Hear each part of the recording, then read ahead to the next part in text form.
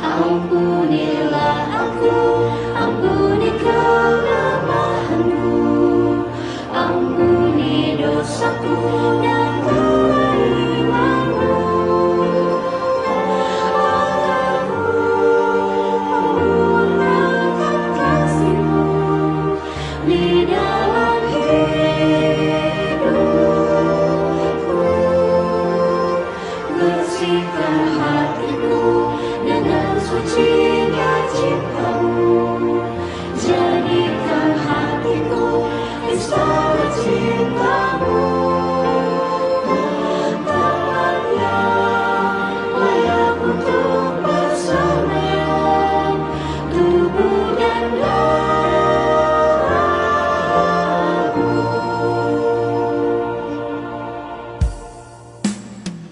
Ampunilah aku, ampuni kelemahanku, ampuni dosaku dan kelaimanku.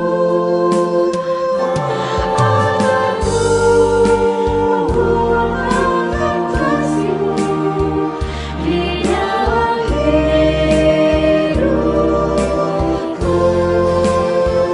Bersihkan hatiku dengan sucinya cinta-Mu. Jadikan hatiku istana cinta-Mu.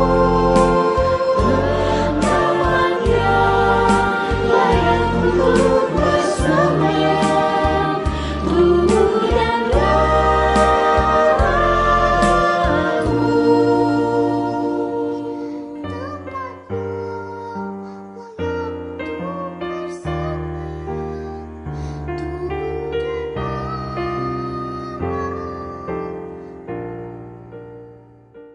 Saudara-saudariku yang terkasih di mana saja Anda berada, salam sehat selalu.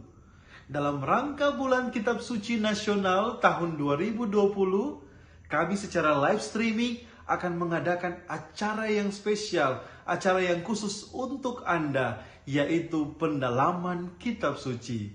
Santo Hieronymus berkata, tidak kenal Kitab Suci, tidak kenal Tuhan Yesus. Oleh karena itu, mari kita ikuti acara pendalaman Kitab Suci ini yang akan kami siarkan secara langsung setiap hari Minggu di Facebook Manado Catholic Orchestra. Selamat mengikuti. Dalam nama Bapa dan Putra dan Roh Kudus. Amin. Rahmat Tuhan kita Yesus Kristus, cinta kasih Allah, dan persekutuan Roh Kudus bersamamu dan bersama rohmu. Marilah berdoa. Allah Bapa yang Maha Pengasih dan Maha Penyayang, puji dan syukur kami haturkan kepadamu, terutama karena Engkau begitu mencintai kami. Saat ini kami hendak mendengarkan dan merenungkan sabda-Mu yang mengajak kami untuk melihat Engkau sebagai kasih. Kami mohon, utuslah Roh Kudus-Mu untuk memenuhi hati dan pikiran kami untuk mengenal Engkau dan memampukan kami untuk mencintai Engkau dan sesama kami dalam kehidupan kami setiap hari. Demi Kristus Tuhan dan pengantara kami. Amin. Saudara-saudariku yang diberkati Tuhan, dalam bulan Kitab Suci Nasional tahun 2020 ini, kita akan mendalami tema yaitu mewartakan kabar baik di tengah krisis iman dan identitas. Kita akan melihat teks-teks Kitab Suci yang berisi kabar baik, kabar sukacita bagi orang-orang yang mengalami krisis iman dan identitas. Kita akan melihat kebenaran Allah yang kita imani dan siapa kita di hadapan Allah. Dengan begitu, kita akan menolong saudara-saudari kita, sahabat-sahabat kita yang saat ini mengalami krisis iman dan identitas. Dan dalam pertemuan yang pertama ini, kita akan mendalami teks yang terdapat dalam 1 Yohanes bab 4 ayat 7 sampai 21 yang menegaskan bahwa Allah adalah kasih. Mari kita siapkan hati dan budi kita untuk mendengarkan dan merenungkan sabda Allah. Bacaan dari surat pertama Rasul Yohanes, bab 4, ayat 7 sampai dengan ayat 21. Allah adalah kasih. Saudara-saudaraku yang kekasih, marilah kita saling mengasihi, sebab kasih itu berasal dari Allah. Dan setiap orang yang mengasihi, lahir dari Allah dan mengenal Allah. Barang siapa tidak mengasihi, ia tidak mengenal Allah, sebab Allah adalah kasih. Dalam hal inilah kasih Allah dinyatakan di tengah-tengah kita, yaitu bahwa Allah telah mengutus anaknya yang tunggal ke dalam dunia, supaya kita hidup olehnya. Inilah kasih itu, bukan kita yang telah mengasihi Allah, tetapi Allah yang telah mengasihi kita dan yang telah mengutus anaknya sebagai pendamaian bagi dosa-dosa kita. Saudara-saudaraku yang kekasih, jikalau Allah sedemikian mengasihi kita, maka haruslah kita juga saling mengasihi. Tidak ada seorang pun yang pernah melihat Allah. Jika kita saling mengasihi, Allah tetap di dalam kita dan kasih-Nya sempurna di dalam kita. Demikianlah kita ketahui bahwa kita tetap berada di dalam Allah dan Dia di dalam kita. Ia telah mengaruniakan kita mendapat bagian dalam Roh-Nya. Dan kami telah melihat dan bersaksi bahwa Bapa telah mengutus anaknya menjadi juru selamat dunia. Barang siapa mengaku bahwa Yesus adalah anak Allah, Allah tetap berada di dalam Dia dan Dia di dalam Allah. Kita telah mengenal dan telah percaya akan kasih Allah kepada kita. Allah adalah kasih, dan barang siapa tetap berada di dalam kasih, ia tetap berada di dalam Allah, dan Allah di dalam Dia. Dalam hal inilah kasih Allah sempurna di dalam kita, yaitu kalau kita mempunyai keberanian percaya pada hari penghakiman, karena sama seperti Dia, kita juga ada di dalam dunia ini. Di dalam kasih tidak ada ketakutan. Kasih yang sempurna melenyapkan ketakutan. Sebab ketakutan mengandung hukuman dan barang siapa takut, ia tidak sempurna di dalam kasih. Kita mengasihi karena Allah lebih dahulu mengasihi kita. Jikalau seorang berkata, "Aku mengasihi Allah," dan ia membenci saudaranya, maka ia adalah pendusta, karena barang siapa tidak mengasihi saudaranya yang dilihatnya, tidak mungkin mengasihi Allah yang tidak dilihatnya. Dan perintah ini kita terima dari Dia. Barang siapa mengasihi Allah, ia harus juga mengasihi saudaranya. Demikianlah sabda Tuhan, syukur kepada Allah. Mewartakan kabar baik di tengah pandemi COVID-19, di tengah komunikasi ala daring, dan di tengah hubungan-hubungan virtual yang dibangun. Apa isinya? Isinya Allah adalah kasih. Itulah tema permenungan kita pada minggu pertama bulan Kitab Suci Nasional ini. Kita mau mewartakan kabar baik kepada siapapun juga, dimanapun juga, kapanpun juga. Isinya ialah Allah adalah kasih. Di tengah-tengah situasi pandemi COVID-19 ini, kita mau mengatakan kepada siapapun juga, dimanapun juga, dalam keadaan apapun juga, Allah adalah kasih. Di tengah suasana hubungan-hubungan yang dibangun secara daring dan virtual, kita mau memberi isi bobot pada pewartaan kita satu saja, Allah adalah kasih. Bagaimana caranya? Kita buat dalam 3 poin berikut ini. Yang poin pertama adalah situasi pandemi COVID-19. Apa yang menjadi ciri dari pandemi COVID-19 ini? Yang pertama, orang-orang hidup dalam ketakutan, ada syok yang besar. Karena apa? Karena dayanya yang luar biasa. Maka kita semua hidup dalam ketakutan. Dia itu kecil, tapi dayanya sangat dahsyat. Dia itu tidak kelihatan, tapi pengaruhnya tampak di mana-mana. Dan sebenarnya dia diam. COVID-19 itu tidak jalan-jalan. Tapi dia boleh menyebar kemana saja. Nah, ini daya jangkau yang luar biasa, daya kerja yang masif sekali dari COVID-19 yang membuat orang-orang ketakutan. Di sana menjadi pengalaman semua orang bahwa kita dalam ketidakberdayaan. Maka itu ada yang mulai meragukan Tuhan. Tuhan, di mana Engkau? Engkau maha kuasa. Mengapa Engkau tidak datang membantu kami?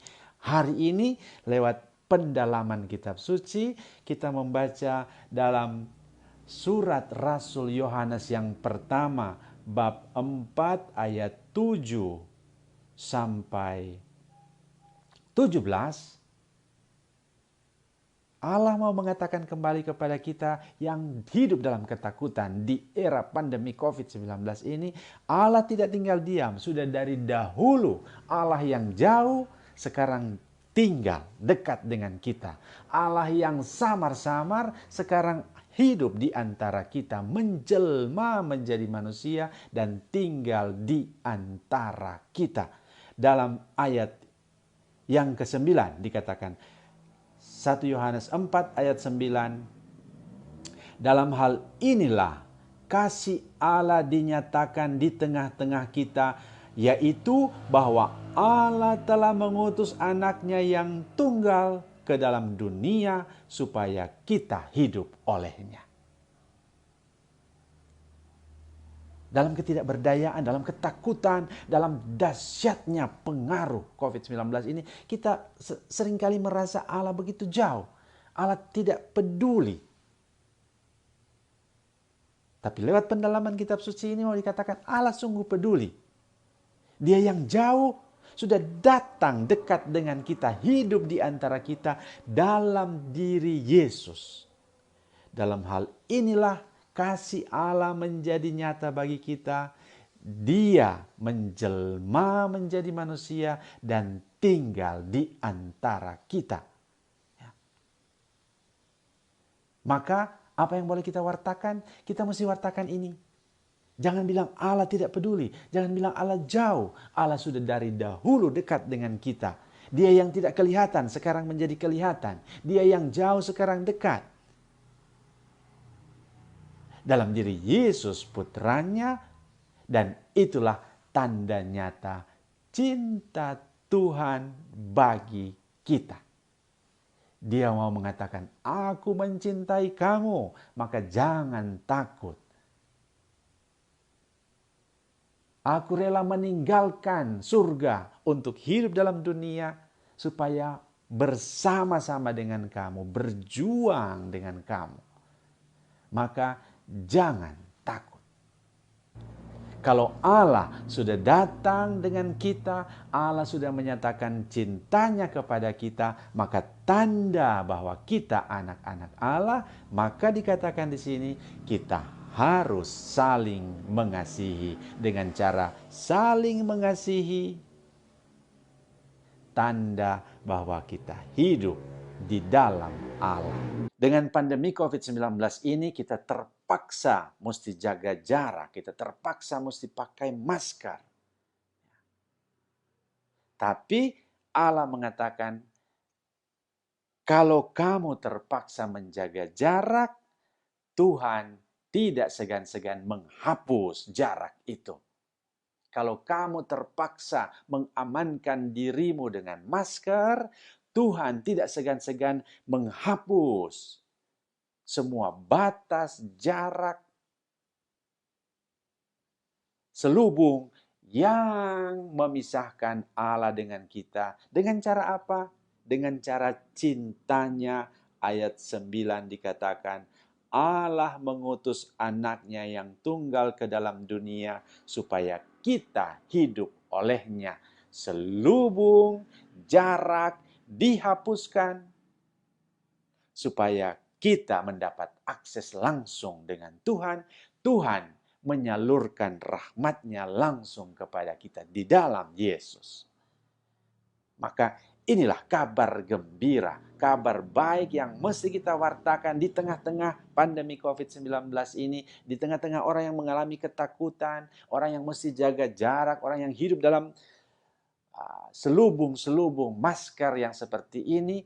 Tuhan mau mengatakan kepada kita, kamu demi keamananmu, menjaga jarak, pakai masker, hidup dalam ketakutan, Tuhan sudah campur tangan nyata, menghapus ketakutanmu, menghapus jarak di antara kita dengan Tuhan, menghapus selubung-selubung yang ada dengan Yesus putranya. Dia mau datang kepada kita karena cintanya yang besar.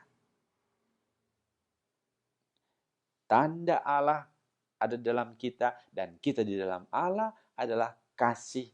Maka seperti Allah mengasihi kita, hidup tanpa jarak dengan kita, menghapus batas-batas penghalang antara kita dengan Allah, begitu juga kita belajar untuk membangun relasi cinta yang nyata dengan orang-orang lain, khususnya yang ada di sekitar kita. Poin yang kedua itulah dengan pandemi COVID-19 ini, tapi juga ciri khas dunia modern kita adalah hidup dalam relasi komunikasi media daring. Media daring apa itu? Media sosial, online, pakai gadget, pakai HP, pakai komputer, semua dengan Wi-Fi dan lain-lain. Itu semua disebut media daring. Artinya kita mesti pakai alat-alat penghubung supaya kita terkoneksi satu dengan yang lain. Ini semua luar biasa besar dampaknya kepada kita, tapi sekaligus juga ada yang positif, ada yang negatif. Yang positif, kita seluruh dunia terhubung dengan media daring ini. Apa yang terjadi di sini bisa diakses, bisa dilihat, bisa diikuti di dunia manapun juga. Apa yang terjadi di dunia lain, kita sekarang bisa akses, bisa lihat, bisa ikuti, dan bisa tanggapi dengan langsung. Luar biasa, dahsyat. Tapi pada waktu yang sama, kita mengalami krisis iman dengan cara ini dan krisis identitas. Apa sebab? Karena orang makin terasing dari dunia di sekelilingnya, bahkan terasing dengan dirinya sendiri, bahkan terasing dengan Tuhannya. Dan disitulah orang mengalami kesepian yang paling dalam. Di tengah krisis seperti ini, orang mengalami keterasingan, kesepian yang mendalam. Tidak tahu lagi siapa diri saya yang sebenarnya. Karena tiap hari bingung dengan barang-barang yang ada ini. Tidak tahu siapa lagi yang menjadi bagian hidup saya. Saya bagian dari siapa. Tidak tahu lagi apakah saya dicintai. Apakah ada kehangatan cinta itu. Karena tiap hari hidup dengan barang-barang elektronik ini, apalagi siapa Allah itu sebenarnya. Nah, di tengah-tengah keterasingan seperti ini, Tuhan datang sekali lagi dengan mengatakan ini, bab 4, 1 Yohanes 4 ayat 13. Ia telah mengaruniakan kita mendapat bagian dalam rohnya. Kalau kita terasing, tidak tahu bagian dari siapa, Allah mengatakan kamu adalah bagian dari hidupku. Hidupmu adalah nafas hidupku. Seluruh hidupmu adalah gambar Allah. Maka kamu adalah bagian terindah, bagian terpenting, bagian yang mahal dari Allah. Dan untuk itu Allah rela mengutus Yesus putranya mati supaya kamu selamat. Menderita di salib supaya hutang-hutangmu dilunasi. Karena apa? Karena kamu berharga. Kamu bagian dari Allah. Kamu mati, bagian dari Allah itu mati. Karena itu Yesus dalam Injil mengatakan, Yesus rela meninggalkan 99 untuk menyelamatkan satu yang hampir binasa. Karena apa? Karena bagian dari Allah. Dunia membuat kita terasing, teralienasi, terpisah dari yang lain. Media-media yang ada, media-media komunikasi membuat kita tidak tahu siapa lagi kita, bagian dari siapa kita, apakah kita penting untuk orang lain. Hari ini, minggu ini, warta gembira untuk kita. Tuhan mengatakan kamu penting, kamu bagian dari Allah. Ayat 13. Ia telah mengaruniakan kita mendapat bagian dalam rohnya. Kita mendapat bagian bukan hanya dalam keluarga, bukan hanya dalam dunia, tapi bagian dari Allah. Dan ini kabar gembira yang luar biasa. Tidak ada satu pun dari kita yang tidak berarti. Tidak ada satu pun dari bagian dari kita yang hidup sendirian. Semua bagian dari Allah. Nah, maka kalau semua kita adalah bagian dari Allah, kita satu sama lain adalah saudara satu sama lain. Tanda bahwa kita hidup dalam Allah dan Allah hidup dalam kita, itulah kalau kita saling mengasihi. Maka sembari kita mewartakan kabar gembira, kita juga mengusahakannya. Dengan apa? Dengan saling mengasihi satu sama lain. Maka di era COVID, tapi juga di era modern yang hidup dalam media daring ini, Tuhan memanggil kita, menyadarkan kembali kita, martabat kita sebagai anak-anak Allah, terhubung langsung dengan Allah, dan terhubung satu sama lain dalam ikatan cinta kasih. Yang ketiga, di era pandemi COVID-19, di era modern yang hidup dalam media daring ini, kita dibiasakan dengan cara-cara virtual. Apa itu virtual? Itu agak yang biasa-biasa kita buat menjadi yang luar biasa. Yang tampak begini kita rubah menjadi tampak yang lain. Dipoles sana sini, dibuat latar belakang yang lain, dibuat muka yang lain, dibuat macam-macam menjadi virtual. Dengan alat-alat komunikasi yang ada bisa dirubah. Yang tidak kacamata, pakai kacamata. Yang tidak pakai mahkota, pakai mahkota. Padahal sebenarnya hanya aksesoris dari media yang ada. Nah, dalam arti itu kita mulai terbiasa dengan merubah apa yang ada menjadi lebih indah. Tapi dengan cara begitu agak manipulatif. Nah, itu situasi yang ada yang menjadi ciri khas virtual. Pada minggu pertama bulan kitab suci ini, Tuhan mau mengatakan kepada kita sebagai kabar gembira, kamu hidup apa adanya, kamu tampil apa adanya, Tuhan tetap mencintai kamu. Kalau dunia berusaha untuk merubah segala-galanya menjadi indah, tapi semu, indah tapi pura-pura, Tuhan datang dalam Yesus Kristus untuk mengubah kita secara radikal dari manusia berdosa menjadi manusia tertebus, dari manusia yang mati karena dosa menjadi manusia yang hidup oleh rahmat Allah.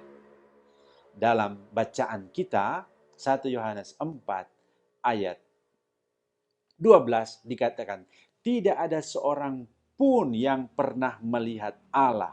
Tapi jika kita saling mengasihi, Allah tetap ada dalam kita dan kasih-Nya sempurna di dalam kita. Artinya Allah mau tinggal dalam hidup kita, Allah mau hadir dalam dunia kita lewat kita.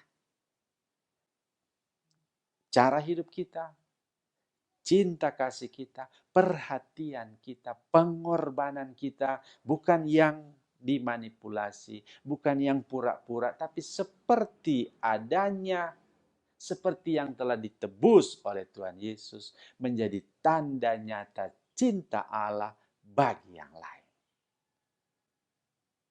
Dalam pengadilan terakhir nanti dikatakan, ketika aku lapar, kamu memberi aku makan. Ketika aku haus, kamu memberi aku minum. Begitu tanda cinta kasih kita.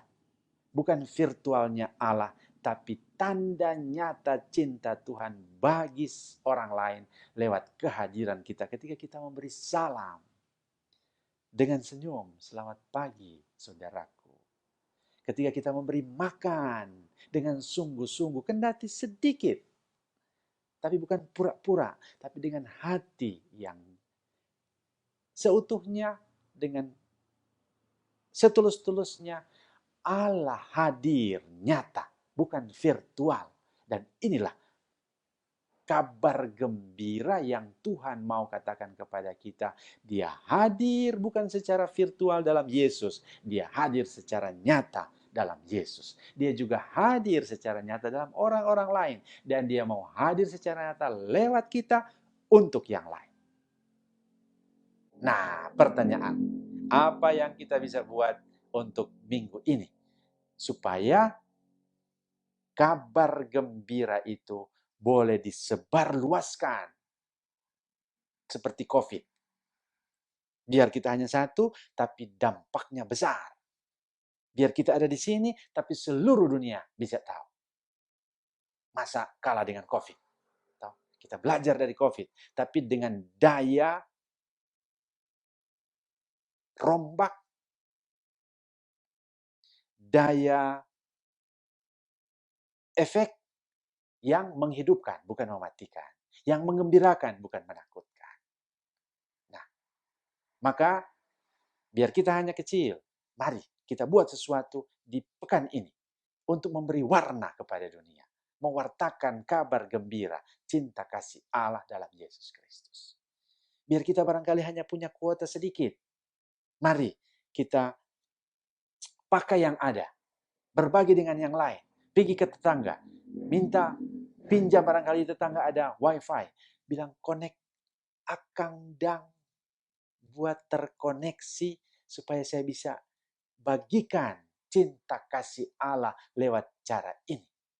Apa itu? Tugas minggu ini untuk kita semua sebagai cara bagi kita untuk mewartakan kabar gembira, yaitu cinta kasih Allah, dengan membuat pewartaan virtual dan aktual. Satu saja, mewartakan kabar gembira, tapi dengan dua cara, yaitu dengan virtual, dengan aktual. Tiap hari, buat satu cara menyatakan cinta Tuhan bagi sesama. Misalnya bagi orang tua. Saya hari ini mau menyatakan cinta saya kepada mama. Dengan cara bangun pagi, saya akan pergi kepada mama dan bilang, selamat pagi mama, I love you. Baru saya sun dia. Selama hidup saya belum pernah cium mama saya. Saya belum pernah katakan I love you. Mungkin saya pernah bilang cinta dan lain-lain samar-samar. Tapi dalam rangka bulan kitab suci mewartakan kabar baik. Bukan kepada orang lain yang jauh-jauh. Tapi saya mau menjadi kehadiran Allah bagi mama saya. Dengan cara apa? Bilang, selamat pagi mama, I love you, saya cium. Sudah, itu aktual namanya. Yang nyata. Bukan bayang-bayang. Baru virtual bagaimana? Saya syuting itu, saya buat video itu, jadi buat itu dan direkam dan di-share kepada sekurang-kurangnya 5 orang. Jadi itu buat yang aktual dan yang virtual. Apa itu? Yaitu saya menjadi tanda cinta Tuhan bagi yang ada di sekitar. Mana itu?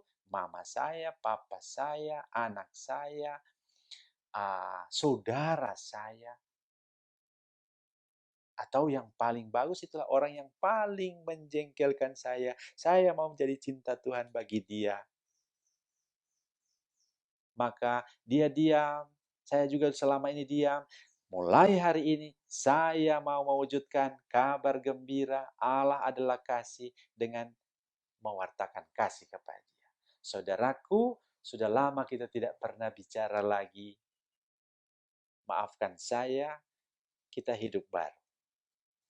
Buat videonya itu dan disebarkan kepada minimal 5 orang. Dan tanda Allah hadir kalau kita saling mengasihi. Dengan cara begitu, engkau membuat Allah yang jauh menjadi dekat. Di mana? Dalam dirimu, dalam keluarga. Selamat mewartakan cinta Tuhan secara aktual dan virtual. Tuhan memberkati kita semua. Marilah berdoa. Allah Bapa yang Maha Baik, sumber cinta kasih. Kami bersyukur karena pada saat ini kami boleh mendengarkan dan merenungkan sabda-Mu. Sehingga kami boleh mengenal Engkau sebagai kasih. Kami mohon dengan penuh kerendahan hati, utuslah Roh Kudus-Mu untuk membantu kami mencintai sesama kami sebagai wujud kasih kami terhadap-Mu. Demi Kristus Tuhan dan pengantara kami. Amin. Tuhan sertamu dan sertamu juga. Semoga kita sekalian, hidup dan keluarga kita, senantiasa dibimbing, dilindungi, diberkati oleh rahmat Allah yang kekal dan kuasa, Bapa, Putra, dan Roh Kudus. Amin. Mari pergi saudara-saudari diutus. Amin.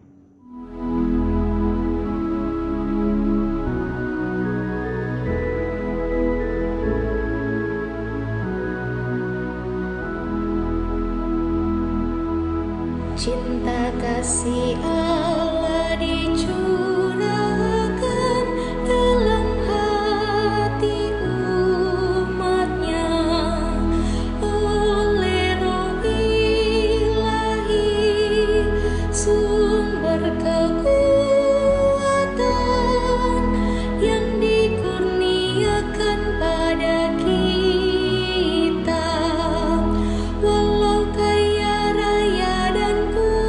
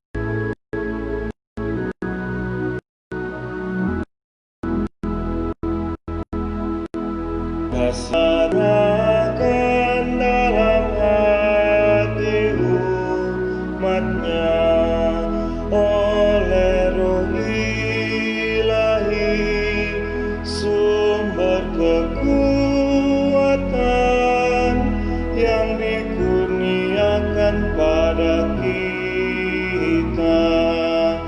Cinta kasih itu murah hati, cinta kasih sabar dan tawakal, cinta kasih tak megahkan diri, tak mencari keuntungan diri. Cinta kasih Allah dicurahkan dalam hati umatnya oleh Roh Ilahi, sumber kekuatan yang dikurniakan pada kita. Puji Tuhan hai segala bangsa, puji Tuhan karena cintanya yang mengutus Roh-Nya bagi kita, agar kita satu dalam Bapa. Cinta kasih